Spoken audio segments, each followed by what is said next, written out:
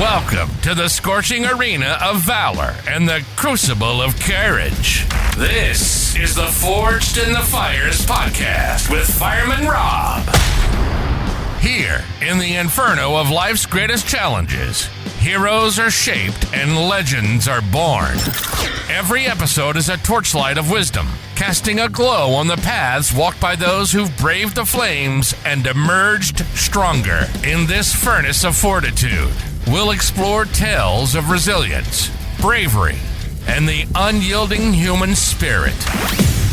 Each guest brings their own spark of insight, lighting up the darkness and guiding us through the smoke of adversity. With Fireman Rob at the helm, prepared to delve into conversations that smolder with significance and stories that kindle the soul. It's not just a podcast, it's a beacon for all who seek to rise from the ashes and glow with purpose. So stoke the fires of your curiosity and ready your heart for tales of triumph and transformation. The flames are roaring. The stage is ablaze. Welcome to the Forged in the Fires podcast. Let the journey begin. All right, welcome back to Forged in the Fires podcast. I'm your host, Fireman Rob. Today, I have somebody that everybody's dreamed to be. Everybody had that dream when they were younger, and this lady has done amazing things. You know, it's one thing to be a YouTube pilot, but it's another thing to be the first be first African American to go. But also, I mean, that's not even the only accolades. I want to get into this. Merryl Tengesdal, thank you so much for joining me today. Oh my goodness, thank you for having me, Rob. This is awesome. It's so awesome when you go back in, because I want to go back to when you're 7, when you're like, I want to be an astronaut. I want to do this stuff. Take me back to that mindset when you were that young to have that dream. What did that dream look like in that mind? Oh man, so when I was 7, I just watched too much science fiction. Like Star Trek was my thing. Like I watched Space 99. You know, a little bit of Battlestar Galactica, the old one, but Star Trek, like something just drew me to that. And it was just all about boldly going where no one had gone before. I love that. And I was like, man, to go into space and just be on this mission to meet new life forms and new civilization. I'm like, I want to do it. I was like, this is something for me. Like it just called my name. And I just, Star Trek in I think it started in 1968, 1969. You know, it was so cheesy, but it was just the idea and the fact that you had this Captain Kirk with this diverse crew of people that would just go to be in these different situations, and then they would have to figure it out. They would have all these tool sets. They would remember something from another adventure, and they would navigate these challenges. And I'm like, man, I want to do that. When I meet my first alien, I want to be so prepared, whether they're friends or foe. And so in my head, I was like, what is the closest thing? And it was like, oh, I want to be an astronaut. I was like, it's a perfect transition to, like you said, there's so many different people that kind of led to that challenge and that but you had mentors that helped you to get to where you are, because in that beginning, it's not, you can't just go, I'd love to be an astronaut. There's a lot of things that have to go into that planning. What did that mentorship mean to you, as well as what did that look like as you went through that path? Yeah, mentorship for me started probably just a little later, maybe a year or two later, when I started telling people I wanted to be an astronaut. You know, some people were like, oh, well, that's interesting. Yeah. Like oh, that's so nice. You're so cute. Oh, like, that's great. Go play with your stuff. yeah, go outside and run around. Yeah. But I mean, I stuck to it. And so I started reading Star Trek books, and I had one of my first mentors. She worked in the after school center that I went to, and she knew I love Star Trek, and she used to read Star Trek when, as a young adult. And so she started giving me her books, and so I would just consume those stories like no one's business. And she was the first person that I remember to say, look, you have this dream. I'm going to help like just fuel this fire that's within you. And I took Right. it. So I mean, at one point I was like reading two Star Trek books a day. Schoolwork started going on the wayside, but Yeah. I was just I was, you know, school wasn't that hard. So I had the time to do those things. And so she was the first person. And then when I got to like middle school, I had teachers that were like, "Oh, you want to do a science experiment?" I'm like, "Yes, I want to do a science experiment like, the Wrath of Khan, Space Seed on episode." I don't remember the episode, so all the Star Trek nerds out there, please don't forgive me. I Come was like, I on, want you to do a should know this. cryogenetic one with some mealworms. And, he would Yeah. just, they would feed into that. So mentors are those people who help you on your journey, feeding into, what you want to do in a positive way. So those were the first two that I remember. And, I just kept going from there. That's so As I powerful. was building this, I had this basic framework. I was going to be interested in math and science. I was going to try every challenge that I had was more of a, what tools can I get out of it, or what life lessons to put in my tool belt when I meet that first alien. No matter Right. what they do, I'm ready for it. Do you remember like one a challenge from when you were younger? Because it's interesting as we get older, we get better at dealing with challenges. Some of us, obviously. Yeah, some. But do you remember a challenge when you were younger where you kind of were like, well, maybe I can't get through this, or maybe I can't move in the path that I want to, that could have deterred you? Because there's a lot of people that go, oh, they've never had my challenge. And I always like to ask, like, was there one that, it could be when you were, in the military or something like that, but was there one that really stuck out in your head that you pushed through, that you found a different way of doing things for yourself? Well, the big challenge is being born in the 70s because I'm that old. There was definitely a lot of gender, a lot of gender roles that were there. And young girls didn't want to be, firemen or policemen. They Yeah. wanted to be, I talk about it a little bit when I talk to people. The the ways that young girls went were like to be a nurse, which there's nothing wrong with, or a teacher, or a secretary, or a flight attendant. And Right. like those to me were just, I was not feeling it. Yeah. So, but on the boys' side, it was like fireman, military officer. I was like, oh snap, this is gonna be great. And so a lot of people, when they found out I wanted to be an astronaut, they're like, girls really don't do those things. And Right. so, or I would get made fun of, oh, you're being a tomboy because you want to do this or hang out with the guys. And, being ostracized as a kid is a form of molding you into another path that other people think you should go. Right. Oh, So, yes. Yes. yeah. So, it's that peer pressure of not wanting to do those things, but it didn't deter me. It actually angered me a little bit, and it kind of Yeah. fueled that fire, like, oh, I'm gonna show you, like, wait till we get older and I'm gonna show you what I can do. Like So it emboldened was you. yeah, it just really, it was one of those things. I never felt great about it, but the overriding thing about that is that I could be no one else but myself, and that was Oh, part that's of being huge. myself. And so I couldn't, I couldn't deny that about me. And I couldn't, when I was in third grade, I realized like the only person I want to be is me. And if this is who I am, then I'll take the hits, but you watch when I'm an adult, you're gonna recognize. So, you That's know, that's awesome. yeah. I love that. I love that. How you frame that because you couldn't be anybody else but you, and it's so true. I mean, you look at how you went. Let's get into like the Navy. You went into the Navy as a commissioned officer after graduating OCS in '94, and Seahawk helicopters. That is not an easy one to fly. You loved it though, right? Oh, I loved it. So, I'll tell people in flight school, my first choice wasn't helicopters. Like everyone else of the Top Gun era, you wanted to fly F-14s, And play F-18s, volleyball excuse on the me, beach, right? and play volleyball with sunglasses, Yeah, running and on a around. shorter net.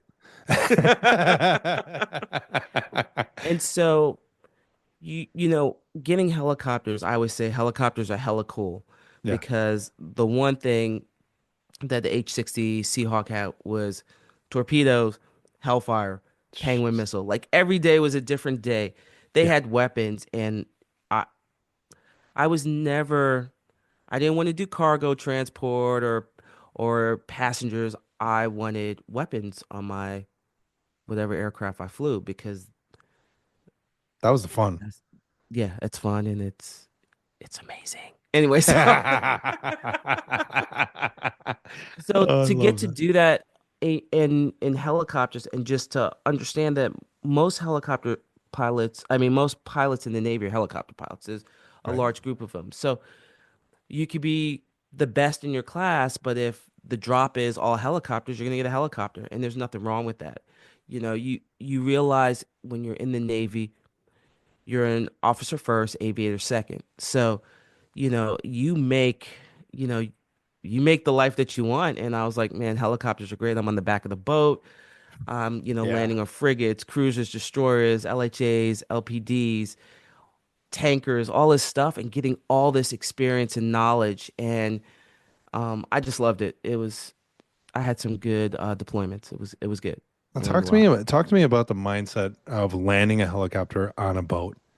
That is that is something that I think a lot of people take for granted and don't understand, like the intricacies that go into it, but also the mindset. What was it like the first time that you had to do it live, that you had to do it real scenario, real situation? What was your mindset to be able to succeed at that? Because it's not a just a an easy thing to do. No, I mean, just imagine you have this ship, maybe a destroyer, a small flight deck, looks like a postage stamp, and you're, you know, 5 miles away coming in, and you see this ship just moving and rocking on the water. Sometimes the sea state is one, and it's very little. Other times it might be three, and it's just going up and down. And you see on every ship with a flight deck, they have what's called a horizontal bar or a HARS bar that stays level as the ship is moving. So you have this bar that's straight to give you a reference of what level looks like while the rest of everything else in your vision is moving around. And Wow. it's a very odd thing to see. And you're like, okay, let me just focus on that and look at my instruments because you still have to look at your instruments, look outside. You Right. can't be focused, especially at nighttime, because you'll start to descend and get into what's called the black hole effect. And that has taken typically at I think it's a half mile, 200 feet. That's it's very easy to get sucked into that if you're staring at a bright point, Jeez. especially at nighttime. So you have to keep the scan going, and you're getting excited because you're getting closer to the boat. So you have to make sure your airspeed and everything's on point. And as you get inside, the half mile, quarter mile, eighth of a mile, now you're picking up the rest of the ship, and then you're looking at all the other reference points. Depending on what kind of landing you're going to do, you hover over your spot. Little known fact, the H-60 has what's called a RAS system. It's a recovery aided device where there's a cable that could come out. You have a probe that comes out of the helicopter. Inside that probe is a cable. You have you have what's called hookup men if the sea state's really bad to connect that cable to a cable on the ship to help assist to pull you in. Wow. And it pulls you into what's called a trap. So you have your jet guys that are landing on the carrier that have a trap, like you have your third wire, fourth, second wire. Right. For helicopters, we also have a trap, which is just a big metal contraption that actually closes on top of that RAS system, that probe that comes out. So Oh, no it's kidding. used to traverse the aircraft in and out of the hangar.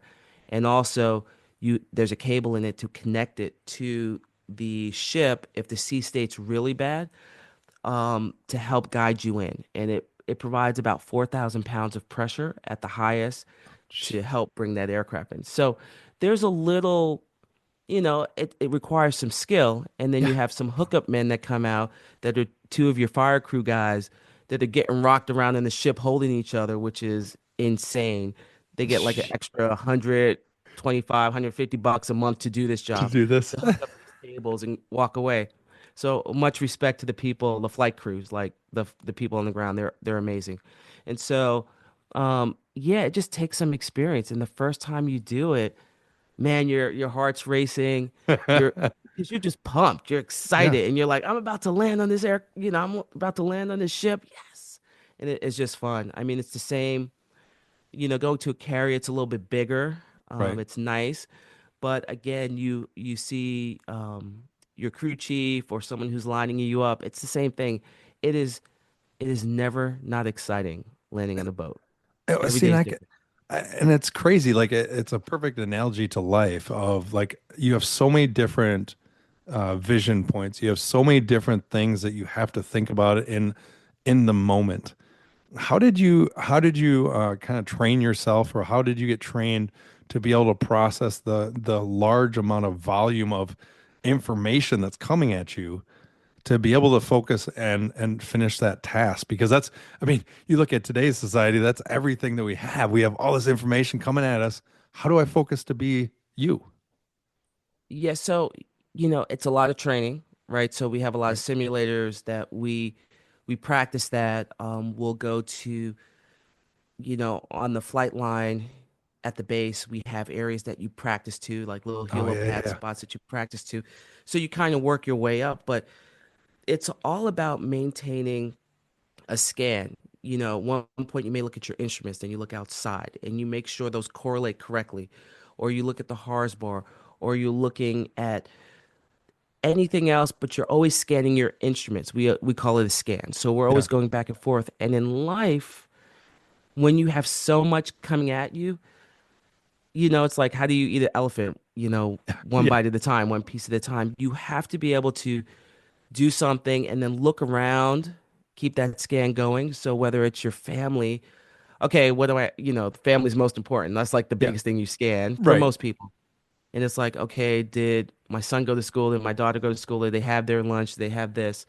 Yes. And then you get to do the stuff that you get to do, but you can't be hyper focused on one area because you don't want that black hole effect to suck you in and you're going into the water, right? So um, you got to keep it moving. And some distractors, like your children, since Yeah. I have a 12-year-old and 10-year-old, Hmm. sometimes you got to tell them, hey, hold off on that, or hey, go figure that out. I love you, but put on your big girl pants or big boy pants, go figure it out. And if Right. you can't, then we're gonna have a life lesson. Like Yeah. mom has to focus on this right now. As we're doing this podcast, my son's here because it's the break. So, Merry Christmas, Happy Hanukkah. There you go. And I told him I was like, you go upstairs. I don't want to hear a peep from you. He's like, yes, mom. He Yes, loves mom, right being in his now. voice. Yeah, I love it. You gotta get a salute too, I mean, officer. You know, Yeah. it's, I love it. So many life lessons, and I think it's so valuable. I want to transition now to when you went to the Air Force because this is pretty cool. This has got to make you smile every time you hear it. First and Okay. only African American woman to pilot a U-2. Um, Now, was Dragon Lady, was that your tag? No, Is that the actual that's the name of the U-2? aircraft is the Dragon Lady. Are you So serious? it's the U-2 Dragon Lady. The reason why, Tell me more so about that. What is that? so the Dragon Lady, there's a saying in our community, um, to dance with the lady, you have to fight the dragon. And because the U-2 is so challenging Yeah. to fly, and I mean, up at altitude, it flies beautifully. It flies like any other aircraft. The wingspan, it's very graceful. Um, to get up there, you know, about 3,000 feet, above 45,000 feet, it's very nice. But as you get lower, it's just a bear. It is a handful of aircraft. This is the first aircraft with a jet engine that, for me, suffers from adverse yaw. If you turn the yoke, because we have a yoke Yep. in the aircraft, if you turn it in one direction, you actually have to use your rudder pedals to align the nose to turn. Oh, seriously. So it's for people who fly like jets and stuff their first time to fly the U-2, they don't do coordinated turns like that. For a helicopter pilot, that's all we do. So Oh, okay. in addition to that, landing the U-2 because of its bicycle gear configuration. So you have a main wheel in the front and then a Mhm. tail wheel in the back. You have to stall the aircraft at 2 feet.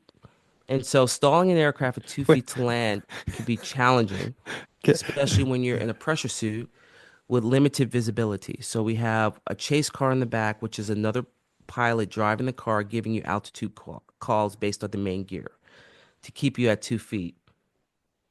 Um, that is when you fight the dragon because it is just a handful. I've seen, there's, I had over 1,000 hours when I left the program, and Jeez. there are days you can land and you're like, I'm the best ever, and then you come back and you land and you're like, oh my gosh, it's like my second day as a like, if the U2, she is not forgiving if you don't put the correct inputs in.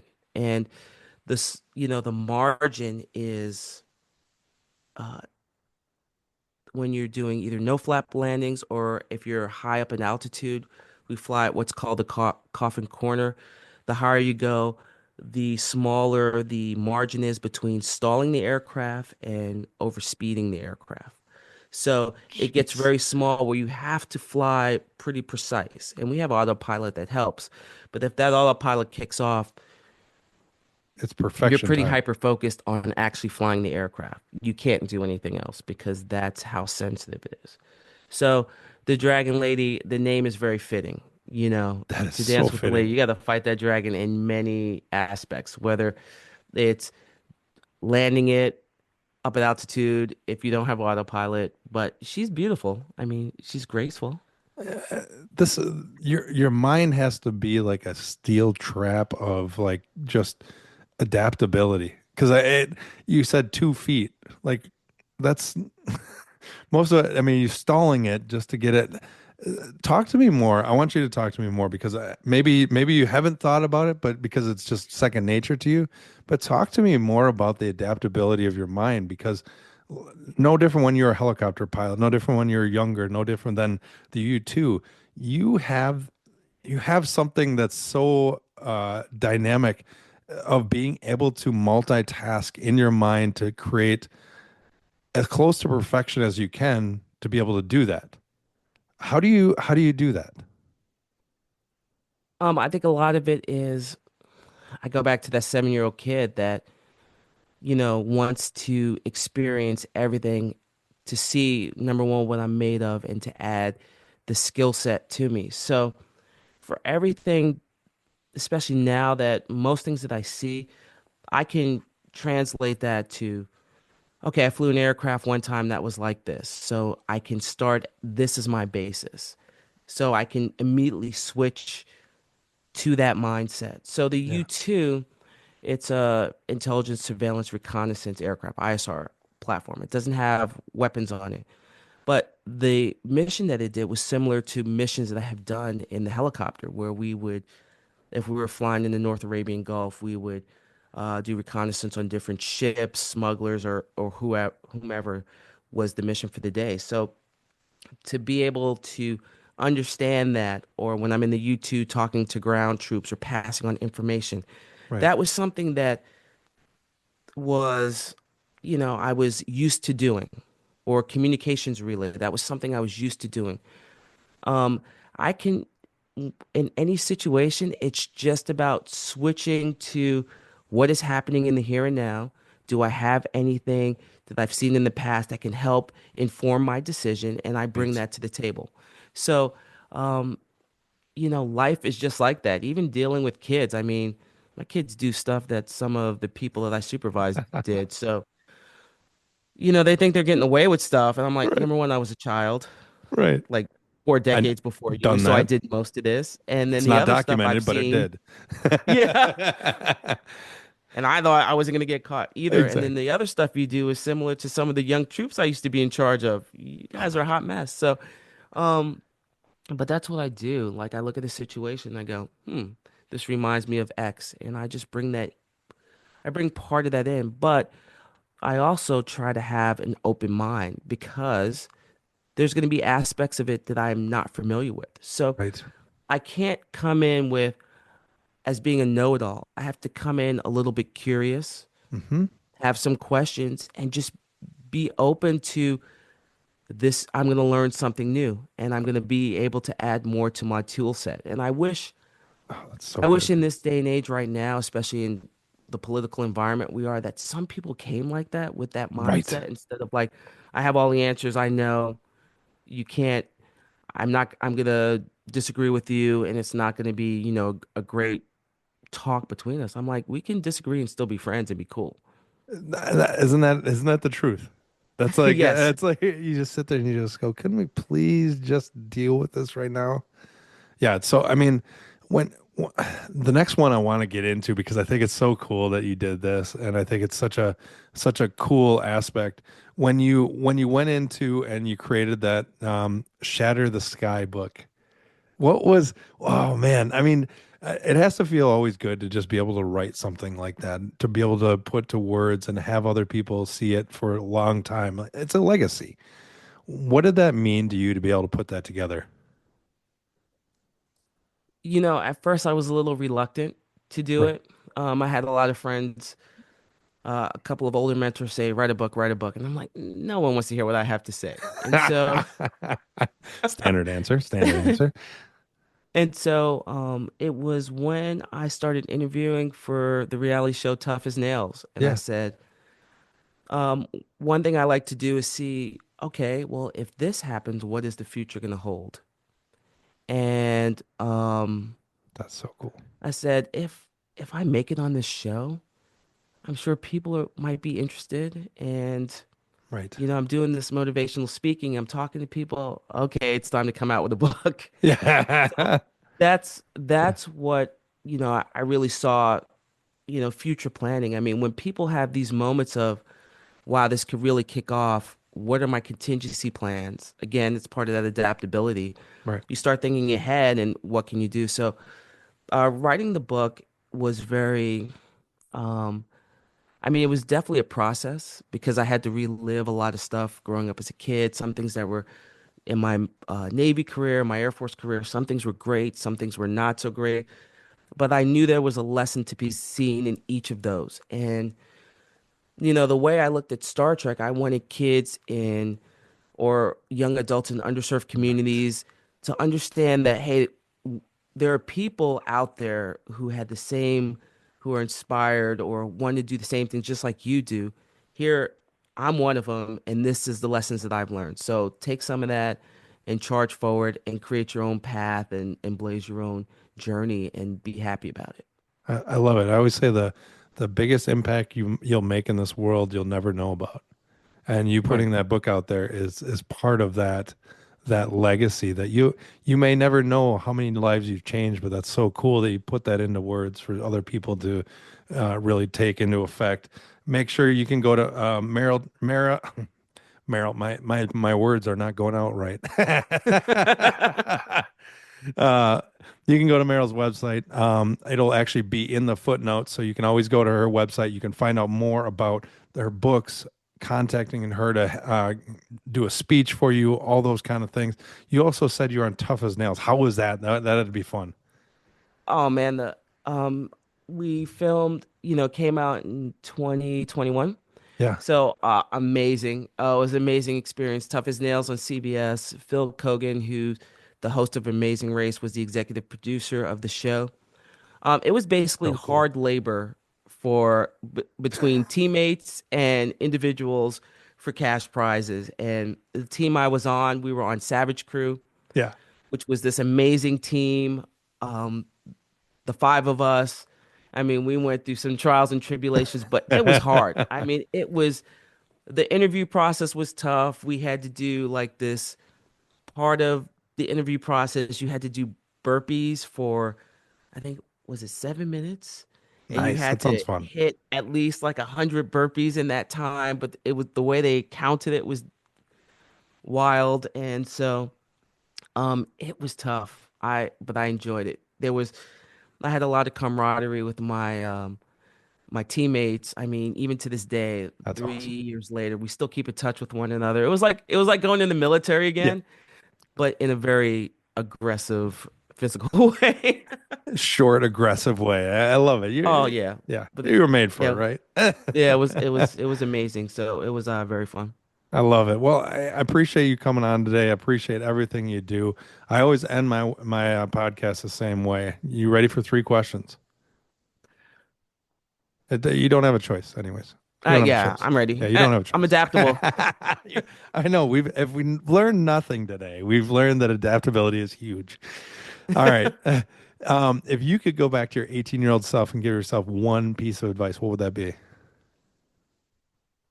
Study harder in college. Stop playing around so much. That resonates with all of us, I think. No, the second one is, everybody has challenges and struggle that they're going through in their life. If you could give people two tips, two things that they can incorporate into their daily life to continue to move forward, to continue to push forward, what would those two things be? That's a good question. The first thing, for every overcast, the sun is right behind it. So nothing is going to last forever. It may feel like it, but you have to weather that storm. And, just like the buffalo, when the storm's coming, move into it, face it, address it. And I know it will be painful and it will be a challenge, but you will get through. Um, there's just, sometimes it feels so overwhelming, and that's when you reach out to friends to help and guide you through it. But sunnier days are coming. Love that. I love that. That from somebody who's been way, way above the clouds. Yes. All right, this last one's always fun. Okay, so if you could have be at a firehouse table, so in other words, there's no questions off the table, everything's gonna be answered with three people. They can be deceased or alive. Who would those three people be? Three people. Okay, so, huh, Yeah, it's a three people. Okay, challenge. the first one, this will probably come out of nowhere, is Thomas Sowell. He's an economist. He's a black economist. If you don't know who he is, look him Look them up. up. Yeah, He's an incredible man with a lot of philosophy. He's in his 90s now, but I think his knowledge, he needs to be heard more. I know he's come out with a lot of books, and I've read them, and I like what he talks about, and I think we need more of that type of thinking today. love that. Um, the other person, I my husband's a physicist, and she just pops in my Madame Curie. I like to know Oh, about her. that'd be interesting.